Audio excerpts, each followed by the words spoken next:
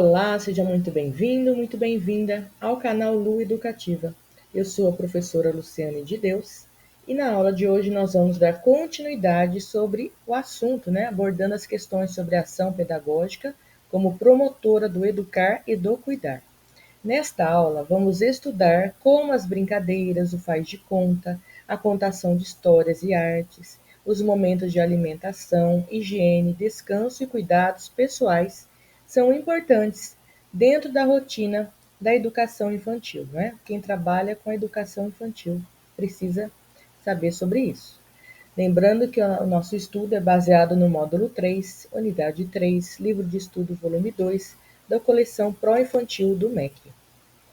Algumas práticas da educação infantil muito conhecidas são as brincadeiras, a rodinha, os registros, o faz de conta, a música, as artes plásticas, as histórias, etc. Contudo, a forma de abordar essas atividades faz toda a diferença na construção dos sujeitos. Para a formação de crianças reflexivas e autônomas, é preciso que elas experimentem e tenham contato com as mais variadas formas de expressão prática e imaginativa, tendo oportunidade de questionar, compreender e refletir sobre as situações vividas com seus familiares, professores e companheiros de turma, não é? O trabalho na educação infantil é voltado, a essa prática e imaginação das crianças. Isso é fundamental no desenvolvimento infantil. Assim, cada atividade tem seu valor e precisa ser planejada com cuidado pelos professores e ter sempre um sentido. Por quê? E para que estamos realizando determinadas atividades com as crianças, são perguntas que podem nortear a elaboração do planejamento, né? Para quê e por que eu estou fazendo isso? A roda de conversa. As rodinhas parecem ser uma das atividades que já se configuram como práticas corriqueiras. Muitas creches, pré-escolas ou escolas com turmas de educação infantil iniciam uma manhã ou tarde de atividades com as conversas em roda, não é? A criança já chega na escola e o professor faz essa rodinha, pergunta como é que foi o dia, né? Como é que foi em casa, como é que elas estão, e elas vão conversando ali, né? Vão trocando ideias, vão falando um pouquinho do seu dia a dia, da sua vivência familiar, que é importante. Sempre tem histórias para contar, viu, gente? E uma mais diferente que a outra. Se você, professor, também é adepto dessa prática com as crianças com que trabalha, já parou para pensar qual é o objetivo da rodinha? O que acontece nela? Quem fala nessa hora e por quê? Essas e outras questões servem como orientadoras da nossa função de professor, buscando refletir se realmente damos espaço, o espaço de que as crianças precisam para falar o que desejam e ouvir seus amigos e professores. Não é importante que a criança possa ter esse momento para ela conversar com seus amiguinhos, conversar com a professora, às vezes até para um momento de desabafo, não é? Ela contar o que é que está acontecendo na casa dela. Isso é importante para a criança. E é importante que o professor esteja atento a essa fala, a essa escuta. Você deve ter percebido em seu dia a dia que muitas crianças não se sentem à vontade para falar nos momentos da roda, preferindo ficar quietas e observar o que o grupo tem a dizer. Também existem aqueles que muitas vezes se recusam a sentar na roda, não querem participar, e procuram escapar desse momento, por motivos que variam muito de criança para criança. E assim, só analisando o contexto, podemos encontrar as explicações necessárias. Não é? Tem criança que não quer participar, por algum motivo. Outra situação comum e importante é pensarmos que as crianças que ainda não falam não precisam das rodas de conversa, e pode ser feita com todas as crianças ao mesmo tempo ou em pequenos grupos em momentos distintos. É um instrumento fundamental para a construção da relação com o outro e de suas formas de expressão. Vou ler de novo aqui. Outra situação comum importante é pensarmos que as crianças que ainda não falam não precisam das rodas de conversa, não é? Que pode ser feita, A rodinha pode ser feita com todas as crianças ao mesmo tempo ou em pequenos grupos em momentos distintos, em momentos separados. É um instrumento fundamental para a construção da relação com o outro e de suas formas de expressão. Pode haver no grupo, né, crianças que não falam, crianças atípicas, mas elas precisam participar, tá?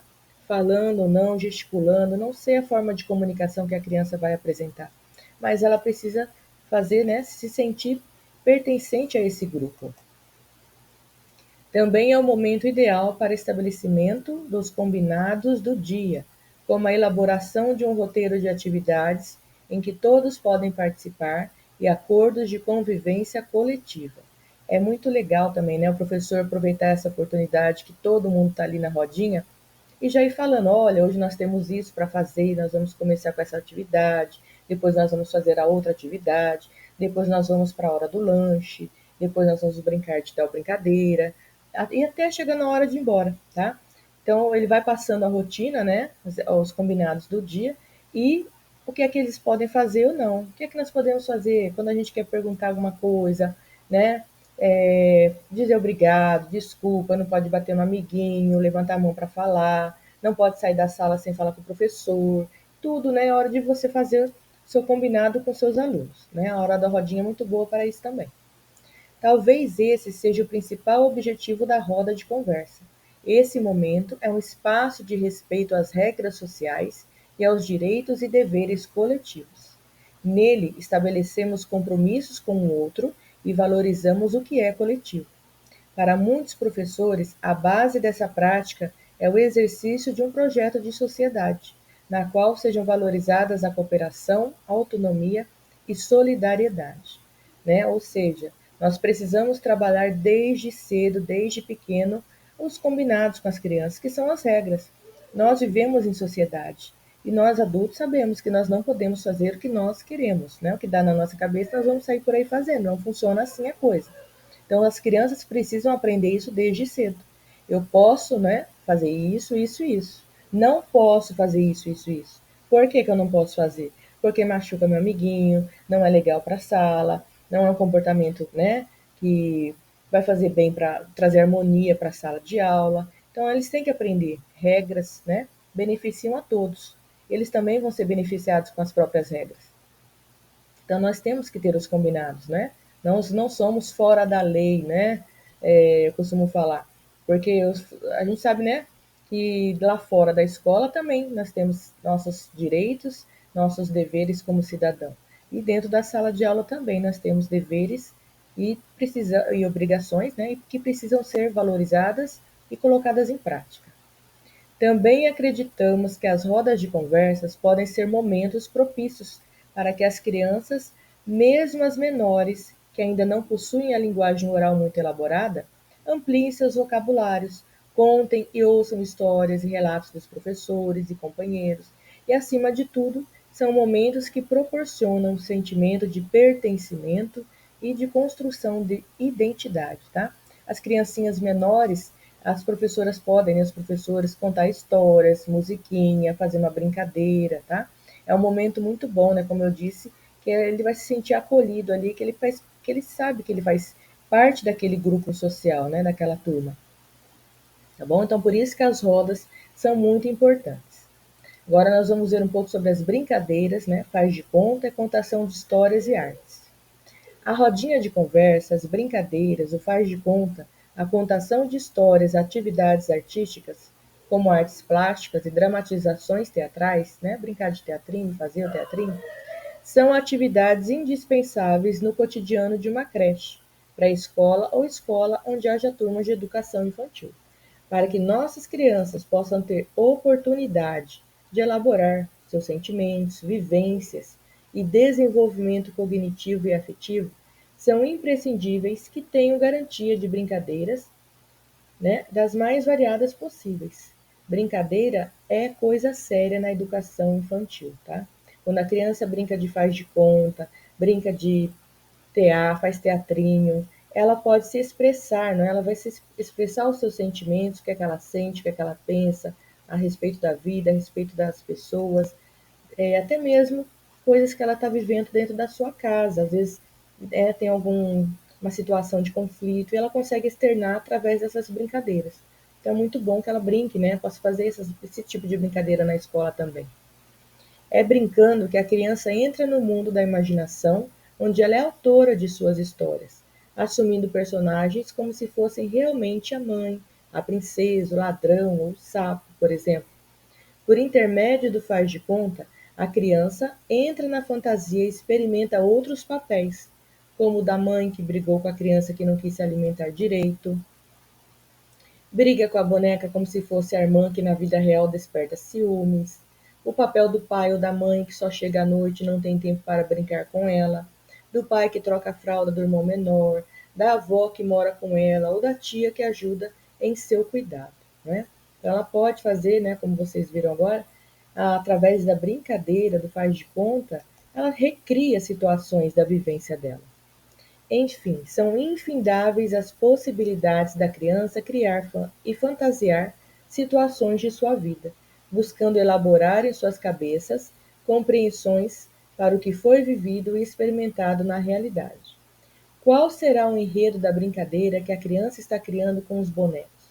Né? Você já parou para pensar? Quando ela está brincando, né? Ali com os bonequinhos, com as bonequinhas, o que é que ela está pensando, né? São várias as situações que ela pode estar vivenciando. Agora nós vamos ver sobre os momentos de alimentação, higiene, descanso e cuidados pessoais, muito importantes também dentro da educação infantil principalmente.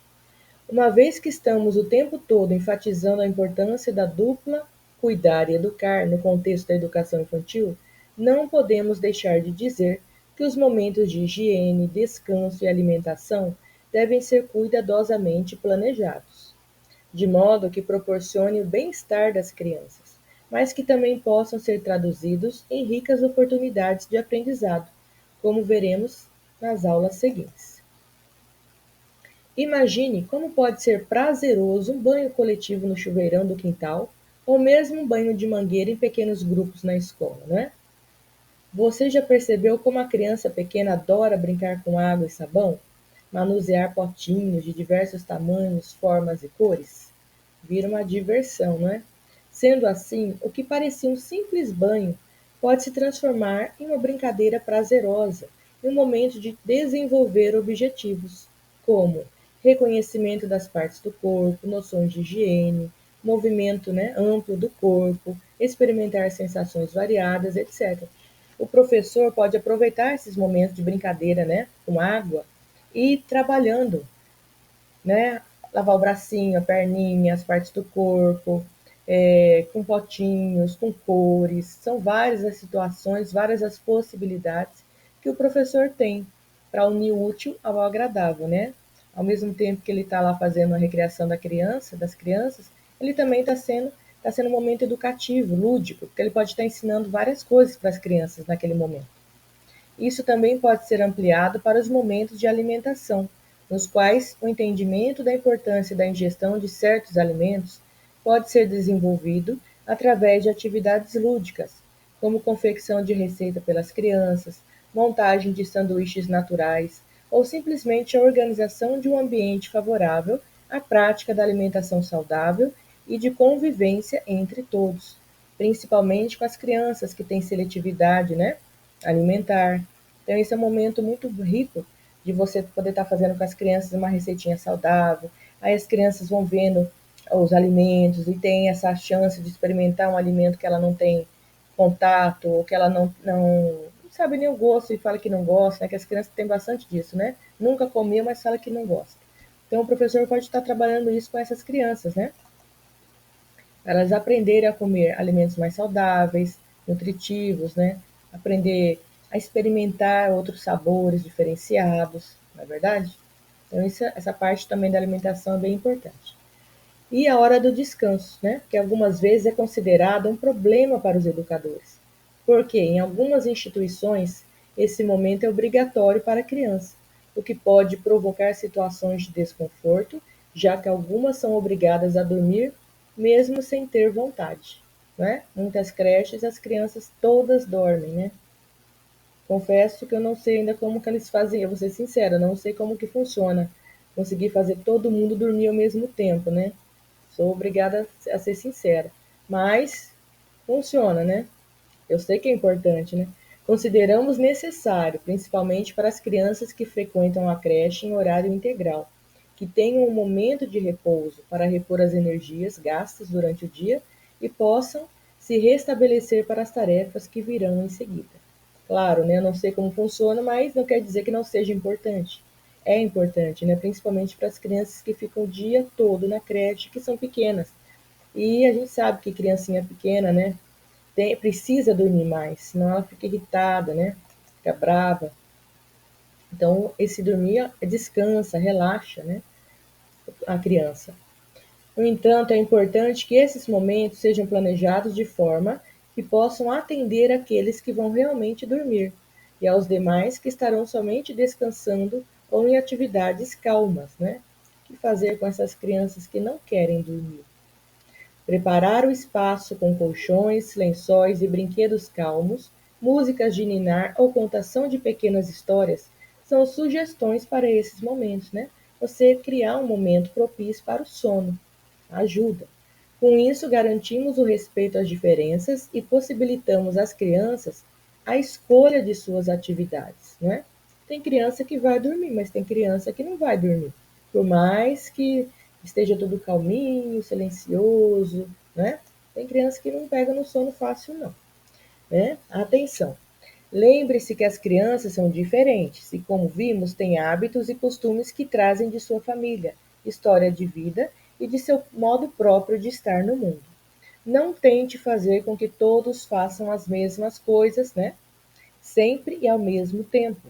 Claro que estamos em um espaço de educação, muitas coisas terão de ser negociadas e discutidas coletivamente, pois não há um educador para cada criança e nem é esse o esperado. Mas o professor tem que ter isso em mente, né? Que não é porque todo mundo faz que todo mundo tem que fazer, né? Querer que todo mundo faça a mesma coisa, que não funciona para todos.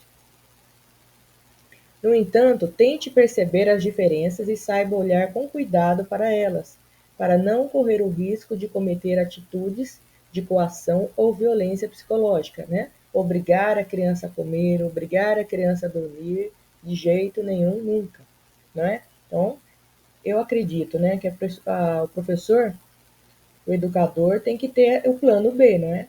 Tem que ter alguém olhando as crianças dormindo e teria que ter então uma pessoa para olhar as crianças que não conseguem dormir, né? Colocar elas fazendo outro tipo de atividade. Pode ser também uma atividade mais calma, mas não tem como, gente, né?